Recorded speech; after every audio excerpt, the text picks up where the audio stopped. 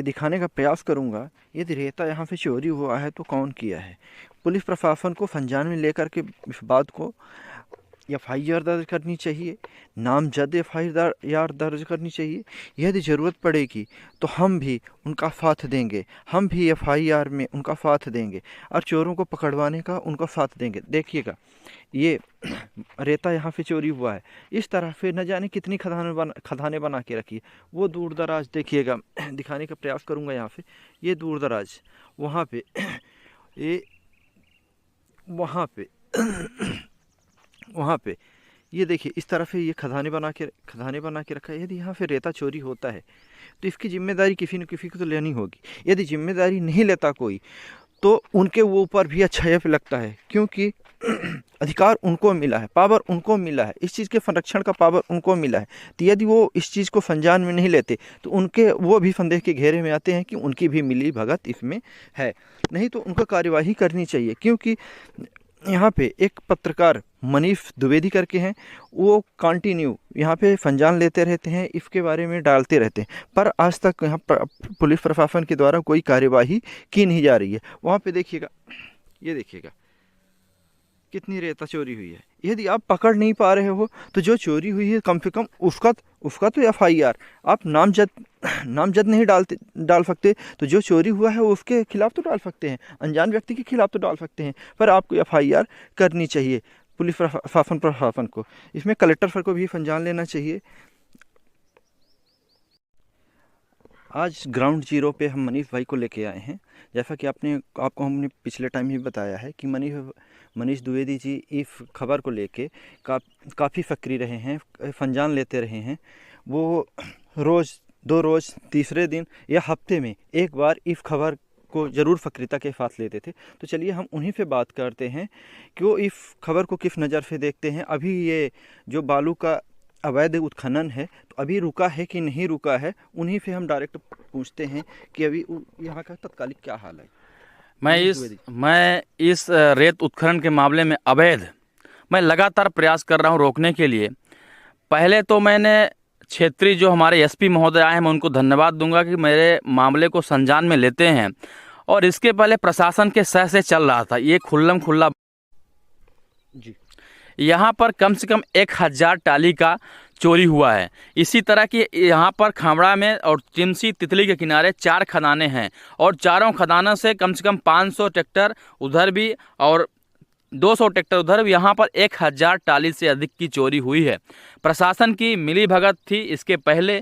अब जब नए एसपी महोदय आए हैं और नए कलेक्टर, तो काफ़ी अवैध माफियाओं पर कंट्रोल लगा है। फिर भी अभी भी दिन में या रात में 1 या 2 ट्रिप यहाँ के लोग चोरी कर रहे हैं, जिसके तात्कालिक आपके पास विजुअल है, यहाँ पे दिखाई दे रहा है, ट्रैक्टर के ताजे निशान हैं।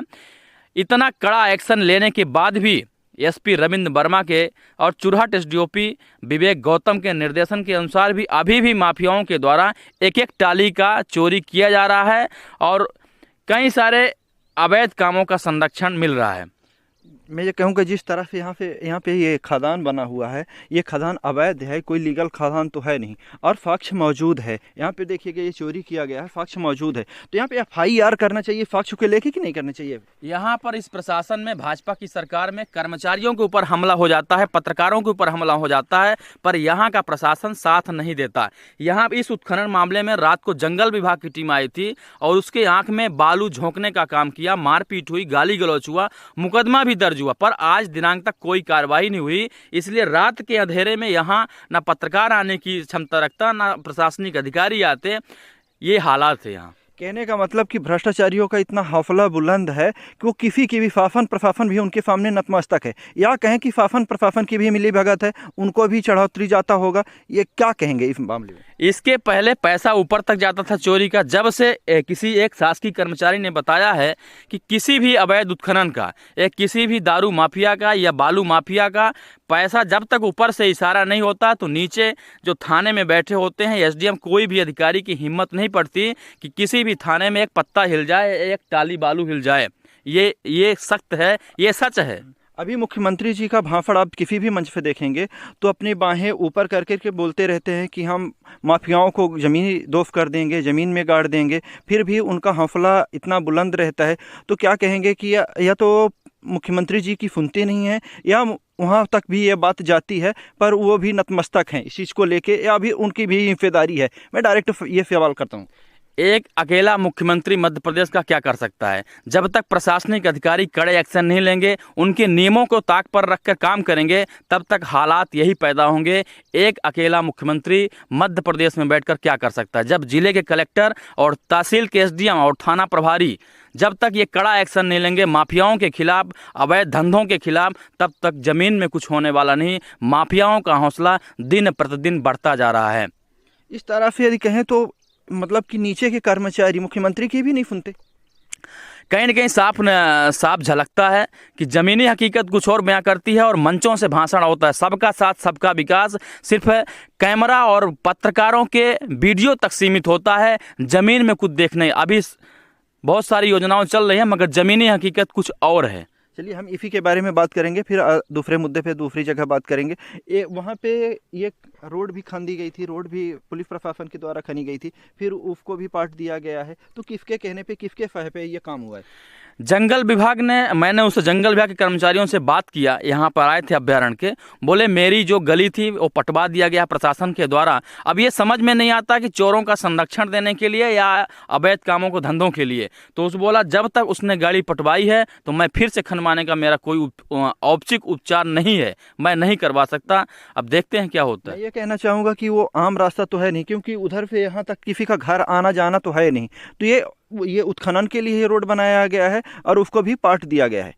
उत्खनन के द्वारा यहाँ भी नहीं, सेहुड़ा, आबाद, तितली और ये खामड़ा, चाहे तितली के कोने हो चाहे टिमसी के किनारे हो, ये माफियाओं के द्वारा जेसीबी के माध्यम से खुद की गली बनाई जाती है। जितनी आपको गली दिखाई दे रही होगी यहाँ से वहाँ तक खुद की गली है इनकी, ना कि प्रशासन ने गली बनाता है।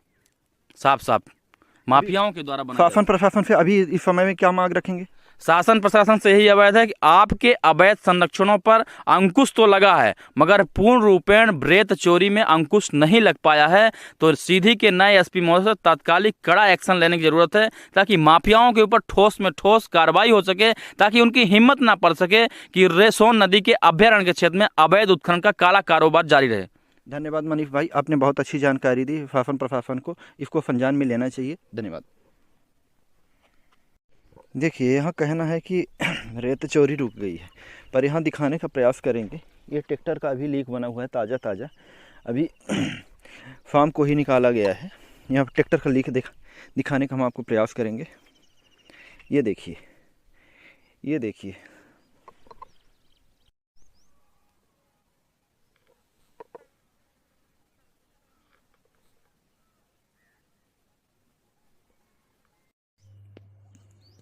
ये वो जगह है जहाँ पे जंगल विभाग ने खुदाई करवा दिया था रास्ते की। ये देखिएगा, फिर पुलिस प्रशासन के द्वारा पटवा दिया गया।